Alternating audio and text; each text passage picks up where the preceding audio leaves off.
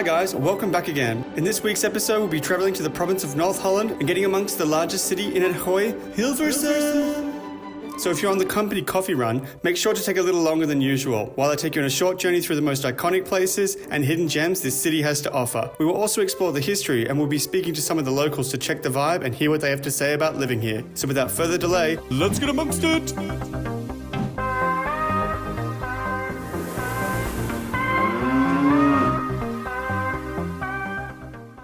Whether you decide to take the train, bus, car or plane, the journey to Hilversum, or as the locals would call it, Hillywood, is well worth the effort. Schiphol Airport is the closest airport to Hilversum, and from there it is easily reachable by car or public transport. Considering Hilversum is known for the Media Park, which is the largest media cluster in Europe housing major leading international media companies, we will start our journey here. The most iconic building at the Media Park would have to be the one in which houses the Netherlands Institute for Sound and Vision, or in Dutch, Beeld en Geluid. Its unique glass facade and imposing atrium is more than worth a visit. The design of the outside of the building shows you a glimpse of what you will find inside. The other prominent structure here is the 83-metre-high broadcasting tower, which was unveiled in 1973. On top you'll see the logo of the TV programme Man bijt hond on the mast. Before we check out what the rest of the city has to offer, let's get amongst the past! The elevated gooi is one of the oldest inhabited regions of the Netherlands. Burial mounds, also known as tumuli, after the Roman word tumulus, were found here. The burial mounds are around 4,000 years old, dating back to the Neolithic and Bronze Age. Urns, a dagger, an axe, and a jar have all been found under these burial mounds. The villages of Hilversum, Laren, Blaricum, and Bussum arose around the water collected in the lower areas of the region. These became drinking places for their cattle. However, due to the poor sandy soils, sheep farming was the main activity. Early Hilversum residents lived simply. For example, they never gave their farms a name, unlike the residents of Blaricum and Hausa, where farmers placed wide, high hedges as property boundaries, often thorns or beeches. Almost all Hilversum farmers left the yard open or put a simple wooden fence around it. Hilversum's oldest church was most likely the 13th century chapel on the spot where the current Grote Kerk stands, with a small castle next to it. The castle belonged to Hendrik van Snellenburg, and the oldest mention dates from 1369 concerning a loan to him for a residential tower. The sale and processing of sheep's wool was Hilversum's contribution to the regional economy in the Middle Ages. On the 4th of March 1424, Hilversum was granted independent status by Jan van Beieren, Ruard of Holland, Zeeland and Hainaut. In 1585, Jan Baptist van Tassis set fire to many houses during his plundering raid in Hilversum.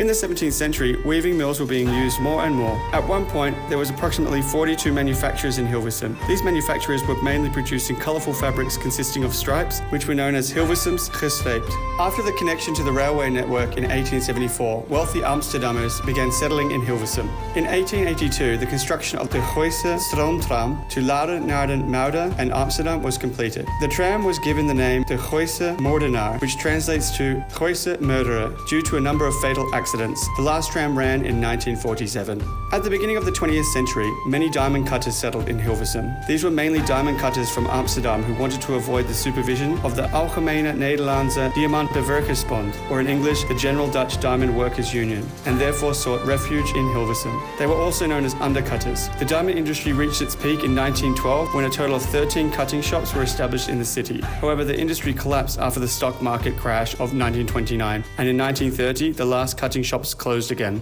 During the Second World War, on the 26th of February 1941, Hilversum employees took part in the Februaristaking, which was a February strike against the persecution of Jews. In 1942, the headquarters of the German army in the Netherlands, the Wehrmacht, was moved from The Hague and established in the new town hall of Hilversum as to avoid possible invasion from the sea. In total, 2,300 Hilversummers lost their lives in the war. In the Rosarium on the Boomberglaan is the monument of the fallen from the occupation. The following resistance fighters all died in the Second World War and have now been honoured with a street name in the Resistance Fighters District in Hilversum Nord. Okay, let's move on to some of the more iconic places to visit while you were here.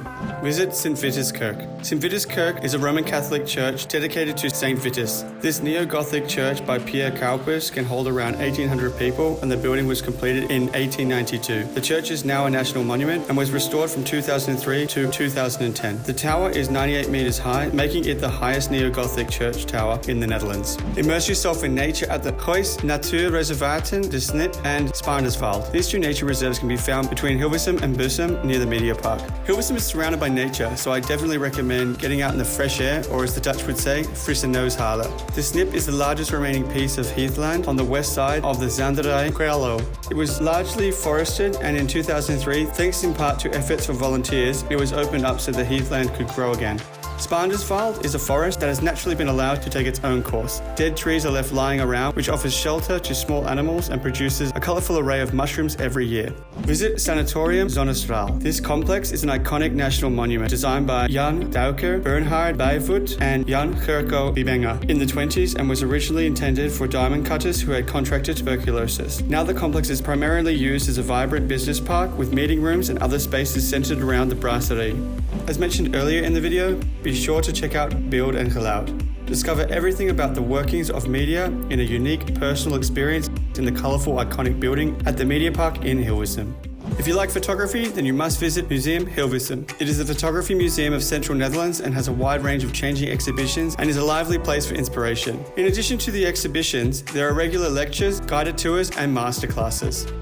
Another one for the nature enthusiasts is to explore the Horneboogse Heide and its surroundings. Located on the south of Hilversum, this heathland is named after the estate De Horneboog that is located on the high point in the centre of the area. An interesting thing to point out is that people have been walking around the Horneboogse Heide for centuries. There have been findings here that date all the way back to the Stone Age. If you're into architecture, then you need to visit Hilversum's Town Hall. Built between the years 1928 and 1931, this national monument was designed by the famous architect Dudok and is considered to be his most important work. According to professional literature, Dudok never surpassed himself after this creation, although he did design several buildings that are equally admired. There are so many things to see and do while you're here visiting Hilversum! Saying that, I have also made an honourable list for the more popular attractions I have missed. Now let's check out some of the city's hidden gems. Do you like history and geography? Then check out the Geologisch Museum and Zuiderheide. In this museum, you will find fossils that are thousands of years old. You'll see how volcanoes work, and there is also an extensive stone collection. After the museum, go and explore the Zuiderheide Nature Reserve. There are several prehistoric burial mounds around 4,000 years old. Another hidden treasure in Hilversum is Inetum Blijdestein. Founded in 1898 by the banker Benjamin Willem Blijdestein, the grounds of this conifer garden are spectacular. You will also find a giant redwood and a giant sequoia that date back to the early days of the garden. Normally I ask permission before filming inside any establishment, however on this day there was only a ticket machine at the entrance. For a small fee of €3 for adults and €1 for children, it is definitely worth a visit just to smell that beautiful clean air.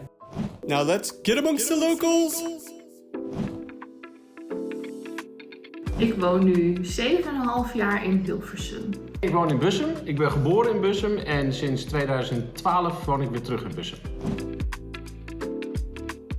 Nee, ik kom niet uit Hilversum. Ik kom oorspronkelijk uit een heel klein dorpje in Friesland, in de buurt van Heerenveen.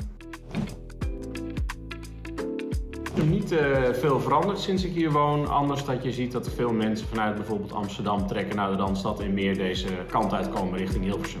Ja, Hilversum is zeker wel veranderd. En dan met name het gebied waar nu Mout zit, een heel leuk restaurant. Dat was eerst altijd heel erg vervallen en dat hebben ze de laatste jaren heel mooi opgeknapt. Mijn favoriete ding om in deze omgeving te doen is, vind ik wandelen. Je hebt hier veel natuur tussen Hilversum, Bussum en Laren. Bijvoorbeeld de Horneboogse Heide is een mooi stuk en kan je lekker wandelen. Dus dat raad ik aan. Mijn favoriete ding om te doen in Hilversum, dat is toch naar het filmtheater gaan of naar de heide gaan. We hebben hier heel veel mooie heiden in de buurt. Ja, het verkeer kan echt dramatisch zijn en de huizen zijn onbetaalbaar. Het vervelendste aan Hilversum vind ik het verkeer. De doorstromingsroutes zijn niet heel goed, dus je kan beter met een openbaar vervoer komen dan met de auto. Ik zou aanraden om naar het gemeentehuis te gaan. Het gemeentehuis is super mooi in Dudok-stijl gebouwd. Ook naar de heide gaan. De heide is heel mooi. Voor mij het leukste om te doen hier in Hilversum, of het mooiste om te zien, is de omgeving. Ik heb een hond en lekker wandelen met de hond door verschillende natuurgebieden en heides hier, dat is fantastisch. Get amongst it. Get amongst it. En subscribe. So there we have it, my friends. For all you guys that stuck it out until the end of this video, I can't thank you enough. I really hope you enjoyed the content and learned something new along the way. If you're interested in being interviewed in your hometown, please send an email inquiry here. If the stars align and your town is on the list, hopefully that can be organized. Also, don't forget to head to the comments section and let me know what you thought of the video. Maybe I forgot to mention something super important that might be useful for others. For those of you that want to get amongst the donations and help this channel grow, please feel free to head on over to Buy Me a Coffee and get amongst that. All links and extra information about this video will be added to the description. Thanks again and see you guys on the next adventure. Tot ziens!